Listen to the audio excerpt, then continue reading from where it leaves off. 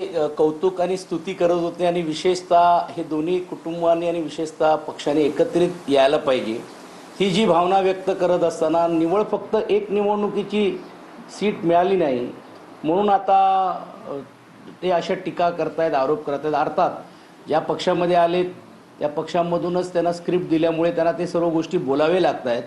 परंतु एक दुर्दैवी गोष्ट अशी आहे की टीका करत असताना काही मर्यादा पाळले पाहिजे.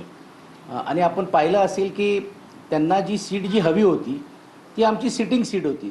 म्हणजे विश्लेषणच जर करायचं असेल तर दादरमध्ये ज्या सीट्सवरती मनसेंचा दावा होता त्या दोन्ही प्रभागामध्ये आमचे नगरसेवक हे आमच्या चिन्हावरती त्यावेळी निवडून गेले होते. असं असताना पण देखील यशवंत किल्लेदारांसाठी एक सीट आम्ही सोडली. अर्थात तिकडेच्या आमच्या कार्यकर्त्यांवरती एका प्रकारे मी अन्याय हा शब्द वापरण्यापेक्षा त्यांना ते मिळालं पाहिजे होतं, पण न करता असे ज्येष्ठ तिकडचे असलेले शिवसैनिक पण त्यांना नाईलाजाने वेगळा निर्णय घ्यावा लागला. असं असताना पण पूर्ण पक्ष ताकदीने आज यशवंत किल्लेदारांच्या मागे उभे आहेत आणि तिकडे काम करण्याचा प्रयत्न आपण करतोय.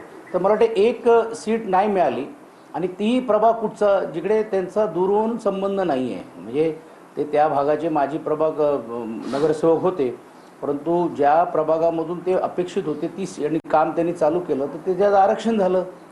तर आता सीट नाही मिळाली म्हणून आपल्या नेत्यांवरती टीका करण्याची एक केवळवाणी प्रयत्न त्यांचा आहे. मला वाटते भारतीय जनता पार्टीची स्क्रिप्ट वाचण्यापेक्षा तिकडची वस्तुस्थिती काय हे जर लोकांना त्यांनी सांगितलं असतं तर बरं आलं असतं. माझं बोलणं झालं होतं, त्यांनी सांगितलं की वरळी विधानसभेमध्ये आम्हाला 2 जागा देण्यात येणार आहेत, केवळ एकच जागा आणि आमची बोलवण केली, असं काही तुमचं बोलणं झालं होतं का? काय त्यांचं नक्कीच त्यांची इच्छा होती का एका प्रभागामध्ये त्यांना निवडणुकीला लढायचं होतं. निवड माझ्याबरोबर नाही, ते विभाग प्रमुखांबरोबर पण ती चर्चा करत होती. तसे अनौपचारिक चर्चा असते, परंतु शेवटी तो निर्णय कुठच्या पक्षाने कुठची सीट सोडायची आणि कुठची घ्यायची.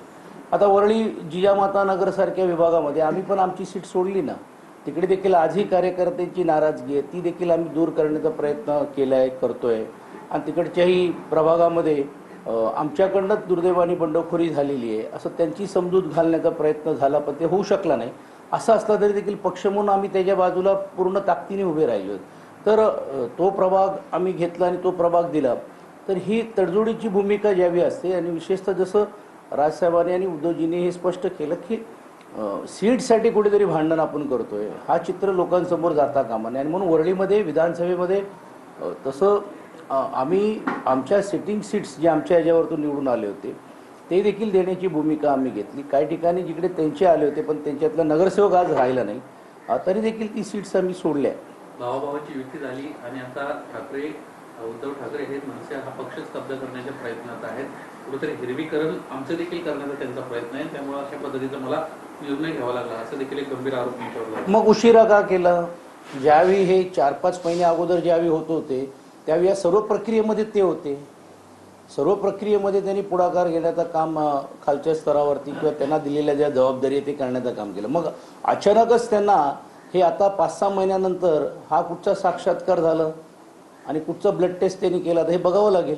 कुठच्या लॅबमध्ये गेले होते ते. त्यांचं असं म्हणणं आहे की शेवटच्या वेळेला आम्हाला दिलंच नाही, मी आणि संदीप देशपांडेंना कायम चर्चेसाठी दूर ठेवलं.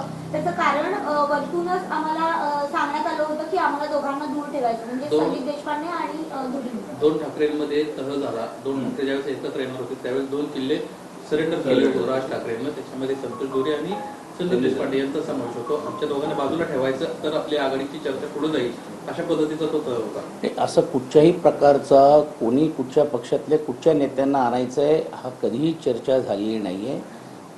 तुम्ही बघा आमच्याकडनं पण किती लोक होते. म्हणजे आता आमच्यासारखी लोक असतील आमच्या प्रभागामध्ये असतील, स्वतः आदित्यजी असतील किंवा राऊतसाहेब असतील, आमच्याकडनं अनिल परबजी आणि वरुण सरदेसाई हे 2च व्यक्ती चर्चेला गेलेत आणि अंतिम चर्चा जे काय झाली ते नेत्यांमध्ये झाली.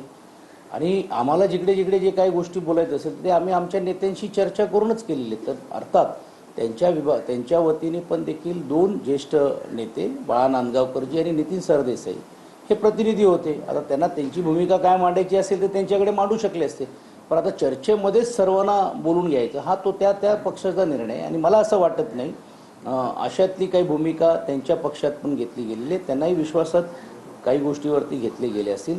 आता इच्छुक जे असतात त्यांना काही गोष्टी बोलावे लागतात, काही बोलावे लागत नाही.